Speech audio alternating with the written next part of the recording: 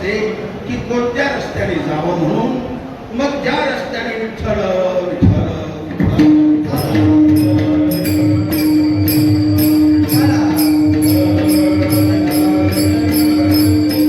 असा आवाज येत असतो त्या रस्त्याने येत असते.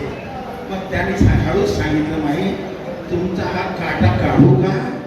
त्या म्हणाल्या, बापू काटा एवढा जवळ आहे, निघणं मुश्किल आहे. ते म्हणाले, आई मी अनेकांचे काटे काढले, रावणाचा काढला, कंसाचा काढला, हिरण्यकशिपूचा काढला, हा काटा माझ्यासाठी फार मोठा नाही. त्याने हात फिरवला, काटा निघून गेला, थोडं रक्त आलं, आपलं स्वतःवर काढलं आणि पायाला बांधून टाकलं पांडुरंगाने. आणि मग तो गुराजी नव्हता, तो खरा पांडुरंगच होता. परंतु त्याने थोडं पुढे जाऊन असं मान फिरवली आणि आईचं लक्ष गेलं. त्या म्हणाल्या, हा तर तोच पांडुरंग आहे. माग पडू लागल्या, पण नंतर तो सापडत नसतो. आधी आल्यावर ओळखलं तर बरं, नंतर सापडत नसतो. ही हकीकत सगळे तुकोबारायांना सांगितली. तुकोबारायांनी माऊलीचे पाय धरले. आपण सहज म्हणतो, तुका म्हणे शोधून पहा बायको न भर्याची माया. तशी तर माया आहेच काय. भोजने सुमाता होई, जन्म कारण जननी, भोग कारण बालिका, क्षणे सुरंभा, पूजा कारण देवी, मार कारण कालिका.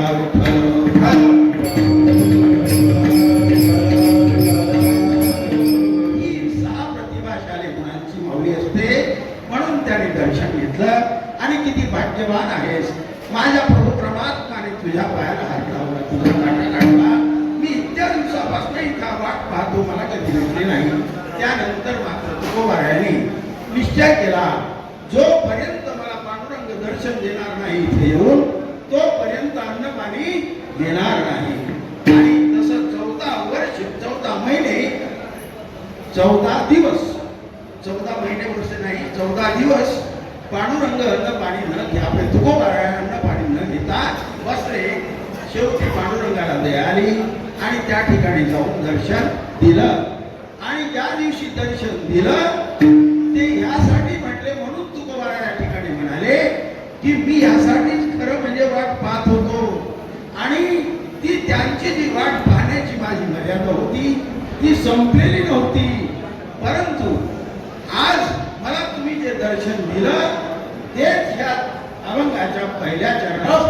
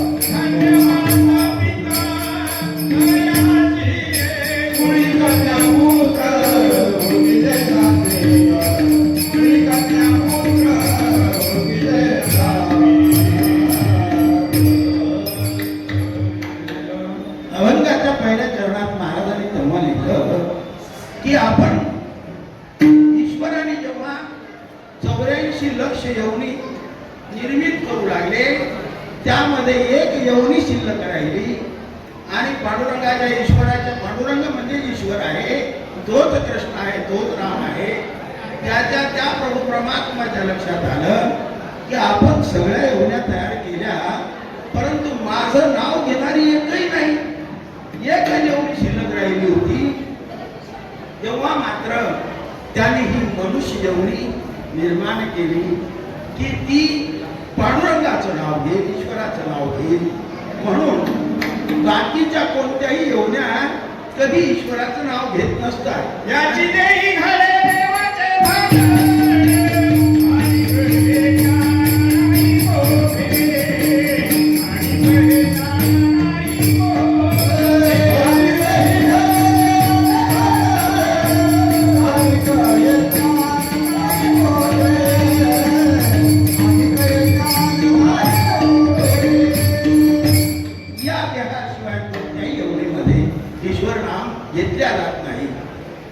खान, जालज खान, उद्बीज खान, श्वेतबीज खान आणि ही सोमबीज खान आहे माय बाप हो. का म्हणतो अंड्यामधून पैदा होणारे पक्षी हे कधी ईश्वराचं नाव घेत नाही आणि त्यांना मोक्ष कशाला म्हणतात हेही माहीत नाही, मुक्ती कशाला म्हणतात हेही माहीत नाही. एका कोंबडीच्या पिलाने आईला विचारलं, आई दसऱ्यापूर्वी आम्ही 25 पाऊंड होतो, आता दिवाळीला मी एकटाच राहिलो, बाकीचे कुठे गेले? ती थोडं म्हणाली त्यांना मोक्ष मिळाला म्हणून. ती म्हणाली, बेटा आपला जन्म लोकांना खुश करण्यासाठीच असतो. आहा अंडाचे खान, जालज खान बकरीच्या पिलाने तसंच विचारलं, आई आम्ही मामे भाऊ, चुलत भाऊ, मावस भाऊ 25 लोक होतो दसऱ्या आधी, आता दिवाळीला मी एकटाच राहिलो, बाकी कुठे गेले? ती थोडंच म्हणाली की त्यांना मोक्ष मिळालं म्हणून. ती म्हणाली, बेटा तुलाही सर्दी झाली म्हणून वाचला, नाहीतर तुझाही कार्यक्रम झाला असता.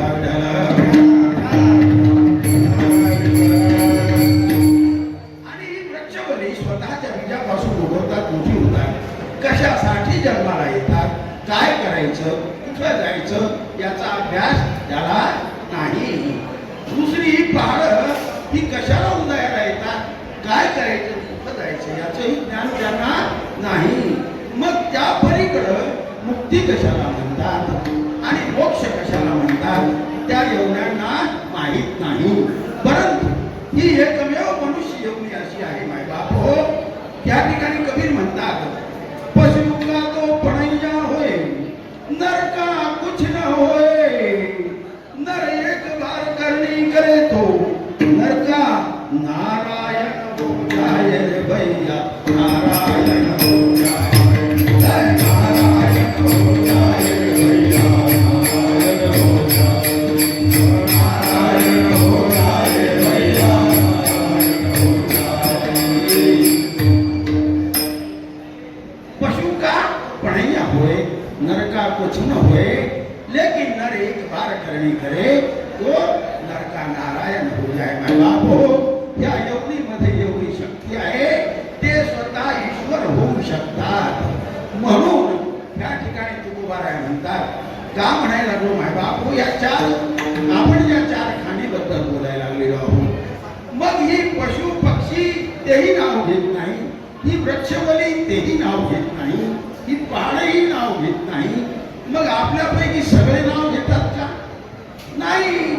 सिंहों की नालेड़े, हंसों की नहीं पाथो, लालों की नहीं बुढ़िया, और साधन चले जमात रे भैया, साधन चले जमात, साधन चले जमात रे भैया, साधन चले जमात रे भैया. कोण घेतात? फक्त संत घेतात. पण ते काही झुंडचे झुंड आहेत का? हिरे लाल मोती काही पोत्याने आहेत, हंस पक्षी काही जथ्थे आहेत आणि सिंह काही झडपाने आहेत, दुर्लभ आहेत. जसे साधू, जे साधू म्हणतात, जे प्रभूचं नाव साध्य करतात, तसे फार दुर्लभ असतात. म्हणून तुकोबाराय या ठिकाणी म्हणतात, बापो ती काय म्हटलं त्यांनी, आपली अहिता जो ऐसे. मग आपलं हित कशात आहे ते कोण सांगताय आम्हाला? संत सांगतात. पण कोणते संत? तेचे संत, तेचे संत,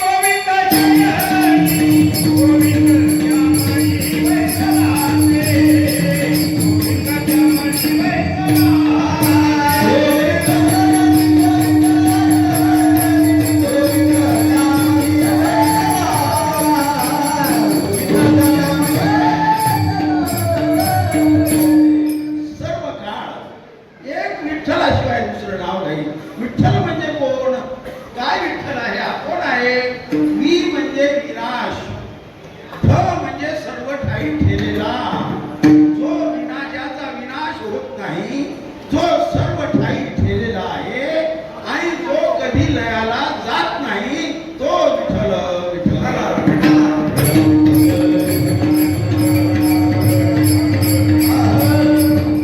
तो विठ्ठल, त्या विठ्ठलाचे नाव जे संत रात्रंदिवस घेत राहतात त्यांना संत म्हणतात. माय बाबू, आज संतांची फार एवढी दुर्लभ झालेली आहे. कलियुगामध्ये संतांची काही कमी नाही. पण सहज कुत्र्या मांजराला जर दगड ठोकून मारला, तो हुकला, एका दगडात 10 महाराजांचे डोके फुटायले, एवढे महाराज रस्त्याने फिरायले. हो, परंतु आपलं हित कशात आहे हे त्यांना माहित नाही.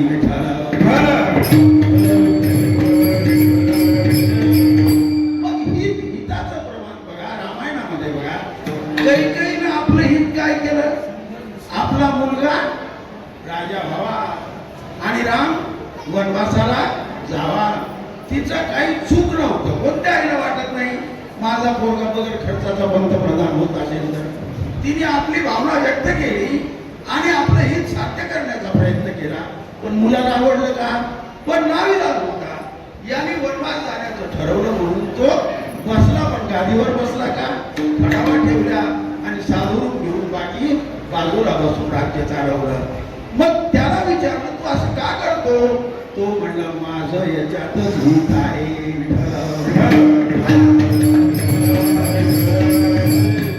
यापेक्षा पुढे जाऊन प्रत्येकाचा विचार करा. रावणाला, रावणही हित होतं त्याचंही. त्याला मंडोदरी म्हणायच्या, आप राम के नाम में मतलब हो, वो साधारण मनुष्य नहीं है, वो भगवान है. तर रावण म्हणायचा मंडोदरी, वो अगर सर्वसाधारण मनुष्य होगा तो मेरे बानों मर जाएगा, और भगवान होगा तो मुझे मुक्ति दे देगा. मग त्यांनी सांगितलं असं, तो बोले फिर मैं तो उससे पंगा लूंगा ही. रावणाने पंगा घेतला रामासोबत. का घेतला? त्याला मुक्ती पाहिजे होती, मोक्ष पाहिजे होतं. पण त्याने हा विचार केला, जर मी एकटा जाऊन त्याच्याशी युद्ध करून मेलो तर माझं एकट्याचं भलं होईल, परंतु माझी लंका अशीच नरकात जाईल. म्हणून त्याने सीता मातेला उचलून नेलं. तुमच्या इकडचा रावण वाईट असेल, आमचा रावण बरा होता. त्याने मुद्दाम सीतामाईला उचलून नेलं, परंतु हात लावला का? नाही. कस्तुरीचा वास सीतामाईला होता. त्याने बघितलं, तोच वास मंडोदरीला होता. म्हणून अंदाज लावला की आपलीच कन्या आहे. म्हणून अशोक वाटिकेमध्ये ठेवलं आणि त्या ठिकाणी तिला काही छेडछाड. आताचे लोक काय करतील याचा काही नेम नाही. आतापर्यंत आपण शिवाजी महाराजांचं नाव का घेतो? त्यांना सुभेदारांची सून भेट म्हणून वस्तू आली होती. त्यांनी सत्कार केला आणि तुलना कोणासोबत केली? माझी आई जर इतकी सुंदर असती तर मी आहे त्यापेक्षाही सुंदर जन्माला आलो असतो. म्हणून आजही राजाईमध्ये बरेच राजे आले, बरेच राजे गेले, परंतु आज शिवाजी महाराजांचं नाव काय आहे की त्यांनी परस्त्री माते समान समजली. आणि आजकालच्या नेत्यांकडे तशी भेट नेली तर ते म्हणतात, मम सुत माते समान, माझ्या मुलाच्या आई सारखीच दिसते.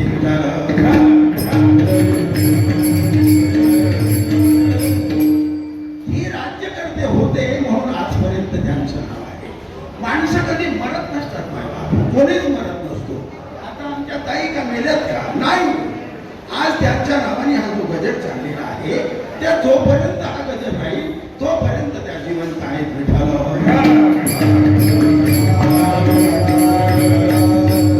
आजच्या दिवसापुरता नाही, आपण दरवर्षी करणार.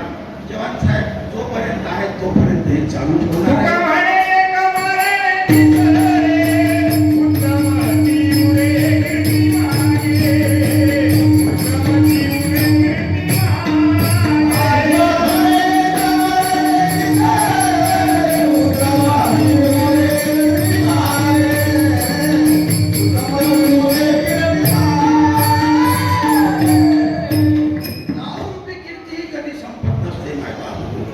माणसं संपदा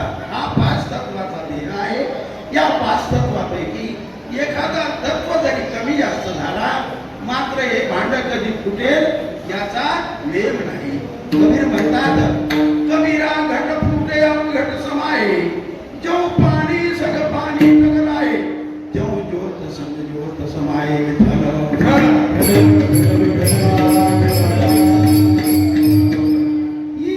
आपल्या मधला जो आत्मा आहे ना तो कधी मरत नसतो आणि तो कुठं वरही जात नसतो आणि खाली जात नसतो. माय बाप तो आहे तिथंच असतो. हे जे बाहेर सर्व काही आहे हे ईश्वराचं रूप आहे. तो यामध्ये विलीन होत असतो आणि फक्त आपला पाच तत्वाचा देह मुर्दा होत असतो.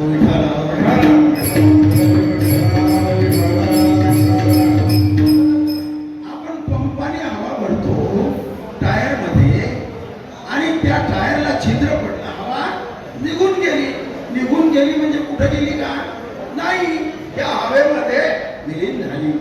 पण टायर मात्र स्पष्ट झालं. तशी आपली अवस्था आहे.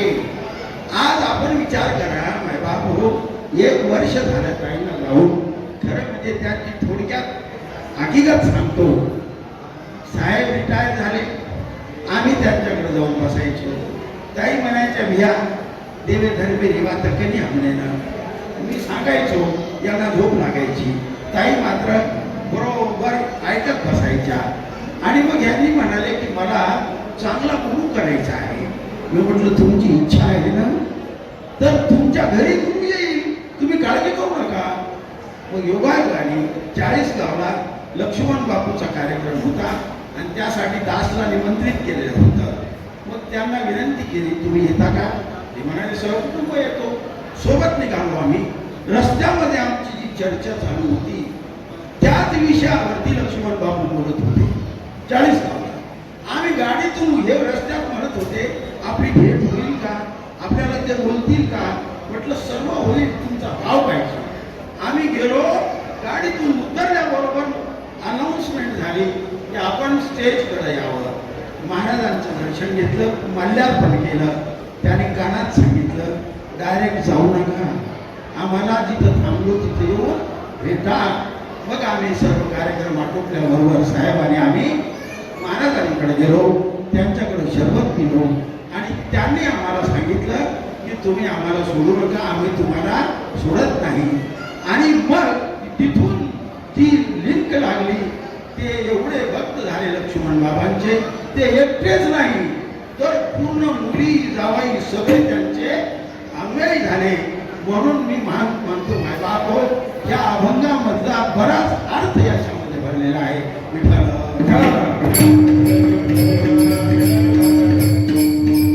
आणि हित कशाला आम्ही हित कशालाही म्हणतो.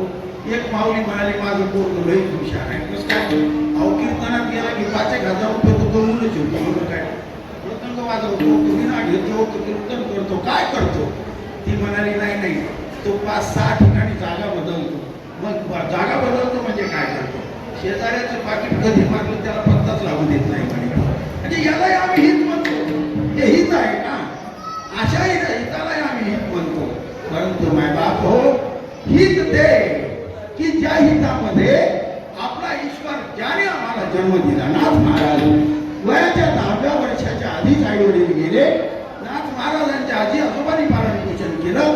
पण 10 वर्षाचे असताना इच्छा झाली की मला ज्या ईश्वराने हा मनुष्य देह प्रदान केलेला आहे त्याला बघायचं आहे, त्याची भेट घ्यायची आहे. मग त्यांनी सरसेनापती कोण होते दौलताबादचे जनार्दन स्वामी त्यांच्याकडे गेले. ते समाधीस्थ होते. तितका वेळ बाहेर थांबले. 10 वर्षाचं बालक. मग समाधीतून बाहेर आले. विचारलं बाळ तू कोण. म्हणे मी पैठण निवासी, माझं नाव आहे म्हणे एकनाथ. कशाला आला म्हणे महाराज मला अनुग्रह घ्यायचा आहे. ते म्हणाले बाळ तुझं वय 10 वर्षाचं आहे, अनुग्रह एवढं सोपं नाही, ते तुला पेलणार नाही. नाथ महाराज म्हणाले देव जाओ अथवा राहो, मला ज्ञान घ्यायचंच आहे, त्या प्रभू परमात्माचा परिचय करून घ्यायचाच आहे. ते म्हणाले मला अधिकार नाही. गुरुवारी श्री भंजनावरती दत्तात्रय स्वामी येतात, त्यांची परवानगी देऊन तुला ज्ञान देऊन देऊ. त्या निमित्त नसतसं ठरल्याप्रमाणे गुरुवारी तिथं गेले. त्यांना म्हटले तुम्ही थोडं बाजूला बाहेर थांब. आणि तेव्हा दत्तात्रय स्वामीशी जनार्दन स्वामींनी चर्चा केली. म्हणे त्या बालकाला ज्ञान घ्यायचं आहे. ते म्हणाले त्याला पेरेल काय ज्ञान? ते म्हणे त्यांचं म्हणणं आहे तिथं जावं अथवा राहो, मला ज्ञान घ्यायचंच आहे. आणि शेवटी त्यांनी मग यांनी काय केले, कुत्री आणली, तिचं दूध काढलं आणि दोघांमध्ये भाकरी चुरली आणि दोघांनी थोडा थोडा प्रसाद खाल्ला, थोडी उष्टावळ ठेवली आणि मग त्याला विचारलं, बाळ हे खातो का? याला ज्ञान घ्यायचं होतं, ईश्वराची प्राप्ती करायची होती. नाही तर 10 वर्षाचं बालक कुत्रीच्या दुधात चुरलेली भाकर उष्टावळ खाईल का? त्याने 2 फाटेपर्यंत खाल्लं.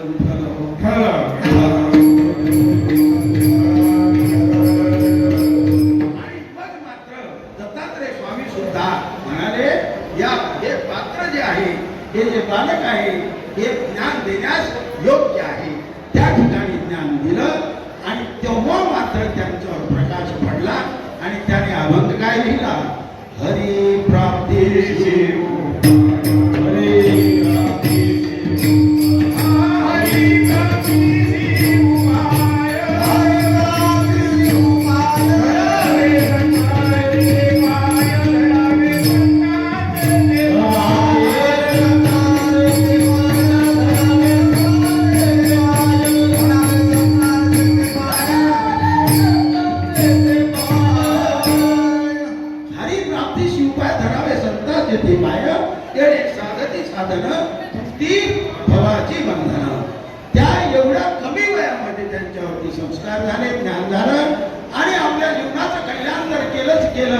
आपलं हित साधलंच साधलं. पण माझ्या पैठण वासियांचं काय, त्या परिसरातील काय, मराठवाड्याचं काय, महाराष्ट्राचं काय, सगळ्यांचं हित साधलं आणि त्या पांडुरंगाला श्रीखंड्या म्हणून पैठणला येऊन पाणी भरायची वेळ आली. माय बाप हो, त्याला साध्यता म्हणतात, त्याला साध्य म्हणतात आणि त्याला हित म्हणतात.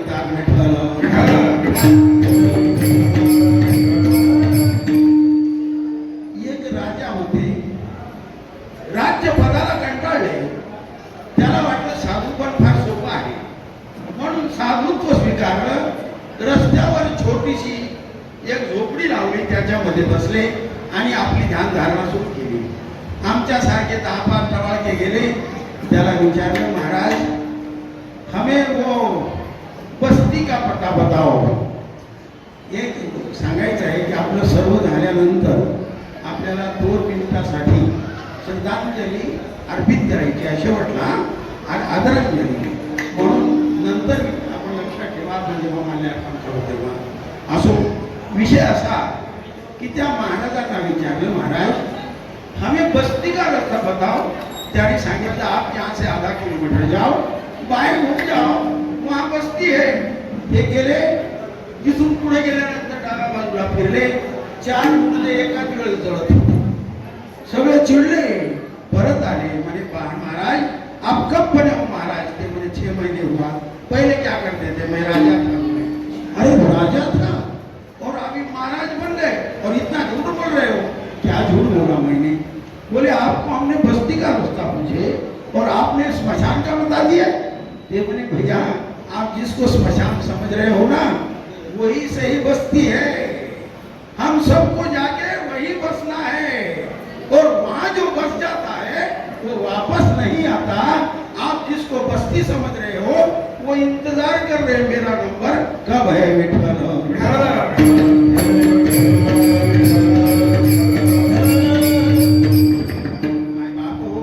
आपण सर्व सुद्धा त्याच वस्तीतले पाहुणे आहोत, परंतु आपली गाडी एकाच गाडीत आहोत सगळे.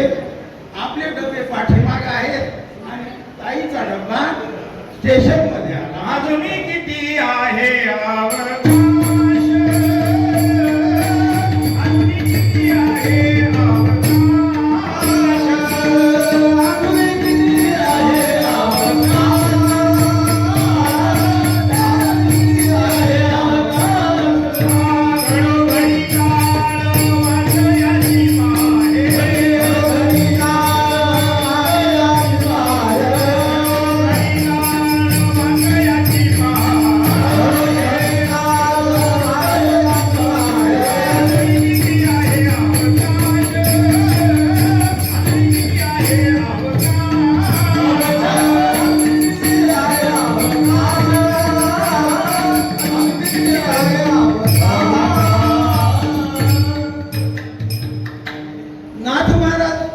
राजे तुकोबारायांचा विचार करा. तुकोबाराय हे कशासाठी आले होते? नामदेव महाराजांनी प्रभू परमात्माने विनंती केली. नामदेव महाराजांचा संकल्प होता 4,500 अभंग लिहिण्याचा, परंतु त्यांच्याकडनं ते झालं नाही. तुम्ही जावं आणि हे करून घ्यावं. मग ते काय म्हणाले? आम्ही वैकुंठवासी आलो याची कारणाशी. आणि म्हणून त्याने 4,000-4,500 अभंग लिखाण झालं. तसाच निरोप दिला. कुणाला दिला? ईश्वराला, की देवा आपलं काम संपलेलं आहे. आणि मग ते करार असा झाला होता की मी जातो, परंतु तुम्ही मला स्वतः न्यायला यायला पाहिजे. सदैव वैकुंठ गमन. आणि मग जेव्हा पांडुरंग येऊन बसले, थांबले, मग यांनी काय म्हटले बाकीच्यांना? आम्ही जातो, तुम्ही कृपा असू द्यावी. मग त्या बाकीच्यांना निरोप देऊ लागले की आम्ही जातो, तुम्ही कृपा असू द्यावी. मग आजकाल आम्ही महाराज लोक जराशी दहाड दुखली की दवाखाना, पोटात दुखलं की पुढचा दवाखाना, दुसरं काही दुखलं की आमची मुंबईचा नाही तर अमेरिकेचा. आम्ही एवढे मरणाला भीतो आहे बाबू.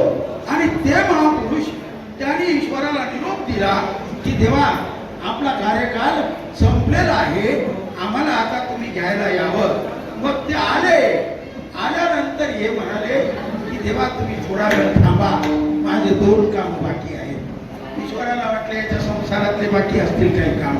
ते म्हणाले नाही, आज होळी आहे, उद्या धुलीवंदन आहे. होळीच्या दिवशी काय करायचं असते? आपल्यामध्ये जे काळ कपट मद मत्सर धर्म अहंकार जे असतील ते सर्व जाळायचे. हे एवढा निरोप द्यायचा राहिलाय. आणि उद्याला मला हे सांगायचंय सगळ्यांना, बापूंनो सगळे हे विसरून जा आणि रंगी रंगे रे श्री रंगी रंगे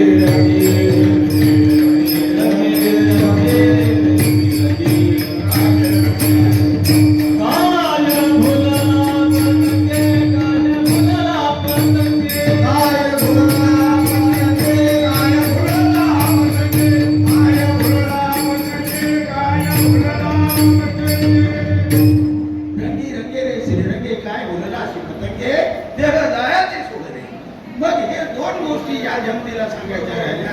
म्हणून देवा तुम्हाला विनंती करतो की आपण माझ्यासाठी 2 दिवस थांबा. आणि ईश्वराने आपलं ते चक्र त्यांच्या हिशोबाने चक्र आमच्या हिशोबाने पुष्पक विमान ते थांबवलं. आणि 2 दिवसानंतर आपला वैकुंठ गमन सुरू केला. म्हणजे हे संत आपलं हित साध्य झाल्यानंतर वैकुंठ गमन विठ्ठल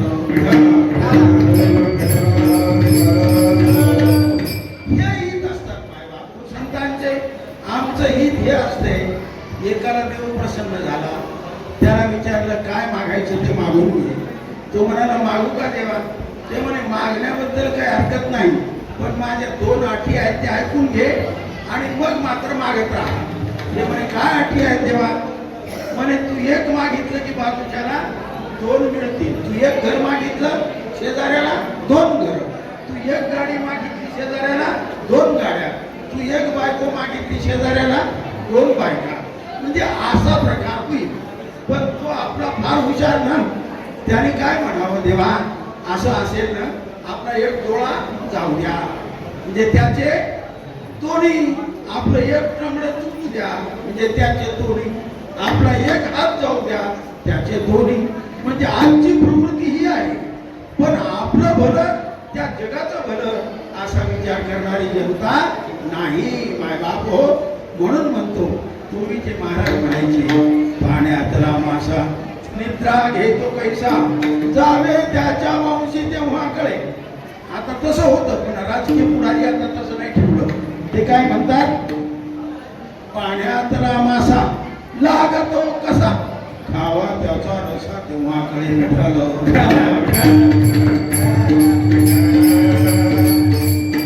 एकमेकांना संपवायला चाललेले आहे सगळे पुढारी. आता पुढाऱ्यांबद्दल न बोललेलं बरं, कारण आता जो खाता जो पिता जो लेता लेकिन कुछ नहीं देता वो देता.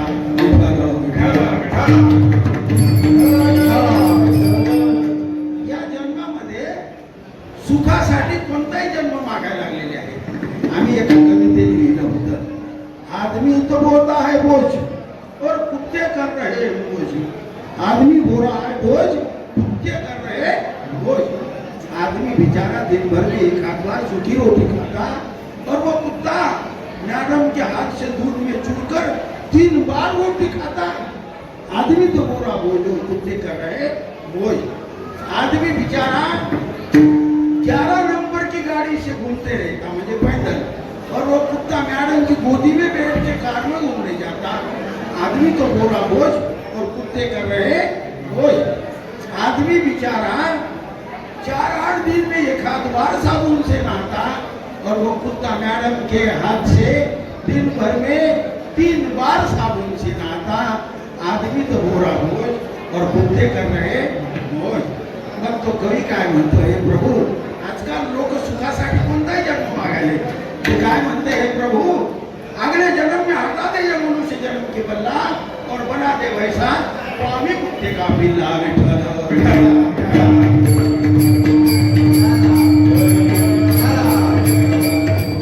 माणसं कुत्र्याचाही जन्म मागायला लागलेले आहेत सुखासाठी. माय बाप हो, याला सुख म्हणत नसतात. हे दुःखाचं मूळ आहे. संसार हे दुःखाचं मूळ आहे. संसार दुःख मूळ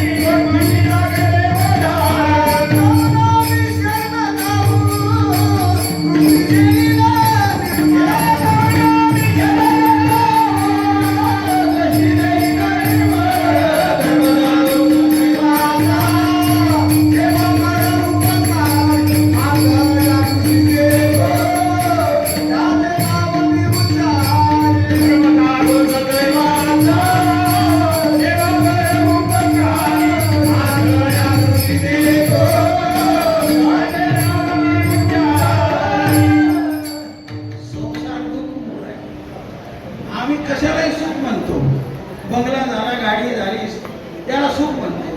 मी एका कवितेत लिहिलं होतं की चिंता मरणाची कशासाठी करणे, एक दिवस आहे सर्व जाणे, जो जो जन्मी आला जावे लागे त्याला, निमित्ताची कारण नऊ आहे, किरायाचे घर नाशिवंत देह, घरावर पूर्ण होता रिकामे करणे विठ्ठल.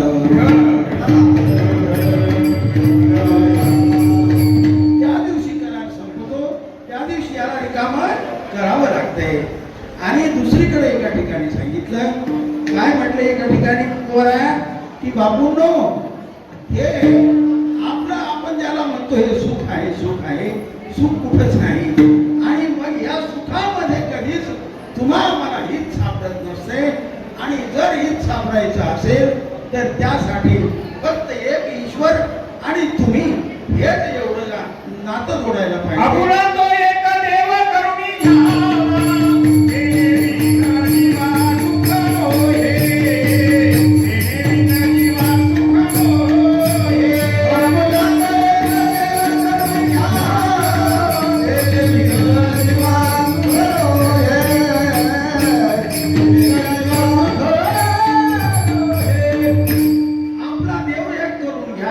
हेच खरं मनुष्य जन्माचं हित आहे. या पलीकडे कोणतं हित नाही. मी मुद्दाम सांगू लागलो की आम्ही उगेच रचतो मनाचे मनोरे, जगण्यापेक्षा मरणे खरे, जगण्यापेक्षा मरण खरं आहे. वाटले असावे धावेल्या बंगले, अनंत मार्गाने पैसे कमवून हवेल्या बंगले बांधले, परंतु भूकंपाच्या धक्क्याने अंगावर पडले सारे. उगेच रचतो मनाचे मनोरे, जगण्यापेक्षा मरणे खरे, वाटले असावे कारंजी पत्रका, यात स्वर्ग सुख आहे असा भ्रम होता पक्का. पण अपघाताचा येऊन गेला मुका, समोरासमोर झाल्या धडका, शरीर झाले छिन्न विछिन्न, गाडी झाली पोका, आणि पापण लावण्यातच निघून गेले वारे. उगेच रचतो मनाचे मनोरे, जगण्यापेक्षा मरणे खरे विठ्ठल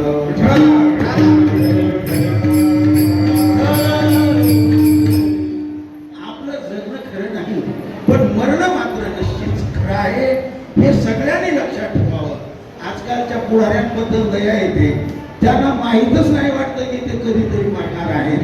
आपले बोलाच करायला लागले नुसते आणि कोटी आश्वासनं निवडून आणा आम्हाला, आम्ही स्वर्ग दाखवतो. दारूच नाही पण मारून दाखवतो. आता हेच चाललंय सगळं. नदी नाल्यावर बांधून धरण, रस्त्याचे करून डांबरीकरण आणि शाळा कॉलेजामध्ये मुली बोलायला निवडून आणा आम्हाला, आम्ही स्वर्ग दाखवू तुम्हाला. असे स्वर्ग दाखवायला लागले. कुक्कुट पालन मिळाले माझ्या बाई साहेबांना, जिनिंग प्रेस सुरू करायला होतो माझ्या साड्याला आणि तिथं नोकऱ्या देऊ तुमच्या पोरायला निवडून आणा आम्हाला. आज हेच चाललेलं आहे माय बापू. म्हणून या पुढाऱ्यांवरती दया येते, यांना माहीतच नाही वाटते की ते कधीतरी मरणार आहे.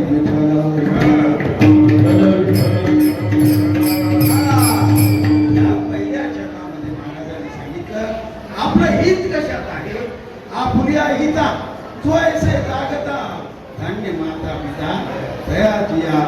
भक्त प्रल्हाद, आता भक्त प्रल्हादानी जेव्हा त्याच्या वडिला त्याचा वैरी कोण होता, त्याचा बापच होता, त्याने त्याला बऱ्याच वेळेस मारण्याचा प्रयत्न केला परंतु ते काही साध्य झालं नाही. शेवटी त्याला विचारलं तुझा देव आहे कुठं? तो म्हणाला खंब्यात आहे. त्याने खंब्यावरती प्रहार केला आणि नरसिंह अवतार जन्माला आला. मग त्याने याला धरलं, मांडीवर घेतलं, चौकटीत बसले आणि हातात काही शस्त्र नाही काही नाही. आणि हिरण्यकशिपूला विचारलं तुझे काय काय वर होते ते सांग.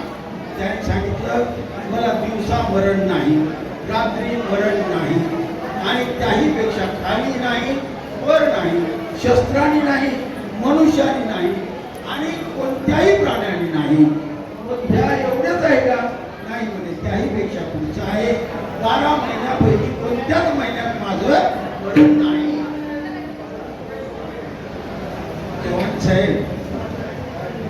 जवान साहेब तुम्ही थोडा वेळ हे मंतर करून त्याने सांगितलं की म्हणे देवा तुला हे एवढेच वर आहेत का? म्हणे नाही, 12 महिन्यापैकी कोणत्याच महिन्यात मला मरण नाही. पण ईश्वराने सांगितलं आज तुला जे मारायला लागलो ना तो महिना कोणता आहे माहित आहे? धोंड्याचा महिना म्हणते त्याला, अधिक मास. हा 12 महिन्याचा महिना आहे का? नाही. एक तुझा प्रण संपला. दुसरा मी प्राणी नाही, मनुष्यही नाही, देवही नाही, दानवही नाही. मग तू रात्रही नाही दिवसही नाही, अर्धा दिवस खाली अर्धा दिवस वर आहे. तुला मी मांडीवर घेतलं, तू जमिनीत वर नाही, आकाशात नाही. माझ्या हातात शस्त्र नाही आणि नखानी पोट चिरून टाकलं.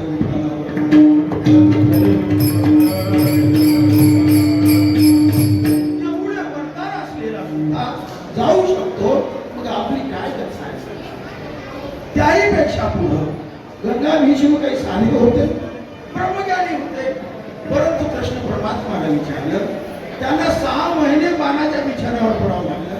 कृष्ण परमात्मा आले, त्याने विचारलं बाबू, कृष्ण परमात्माला विचारलं केशव मेरे से कौन सी गलती हो गई जिसके कारण मुझे 6 महीने बाणों के बिछाने में सोना पड़ा? कृष्ण परमात्मा म्हणाले प्रभु महाराज आपने इस जन्म में कोई गलती नहीं की, पिछले जन्मों में जाके देखो. गंगा भीष्म म्हणाले मैं 6 महीने पीछे जा 6 साल, 6 महीने नहीं 6 साल, 6 साल नहीं 50 साल